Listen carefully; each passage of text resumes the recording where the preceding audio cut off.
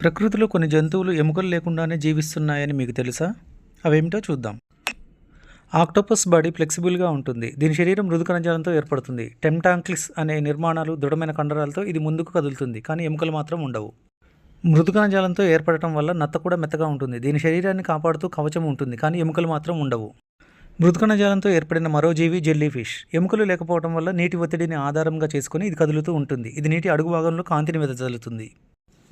See cucumber body కూడా మృదు కణజాలంతో ఏర్పడి ఉంటుంది. కండరాలను కదిలిస్తూ ముందుకు సాగుతుంది. ఎముకలు ఉండవు. స్టార్ ఫిష్ శరీరం కూడా ఎముకల చేత ఏర్పడి ఉండదు. అందువల్ల ఇవి చలనం, ఆహార అన్వేషణ కోసం విభిన్నమైన పద్ధతిని ఎంచుకుంటాయి. నత్తలాగే జలగ కూడా చాలా మెత్తగా ఉంటుంది. ఎముకలు లేకపోవడం వల్ల ఇలా జరుగుతుంది. కండరాలను స్ట్రెచ్ చేస్తూ ఇది కదులుతుంది. ఎర్రలు కూడా మెత్తగా, పొడవుగా మృదు కణజాలంతో ఏర్పడి ఉంటాయి. వీటిలోనే ఎముకలు ఉండవు. కండరాలను కదిలిస్తూ ఇవి ముందుకు సాగుతాయి. ఇటువంటి ఇంట్రెస్టింగ్ విషయాల కోసం ప్లీజ్ సబ్స్క్రైబ్ మై ఛానల్.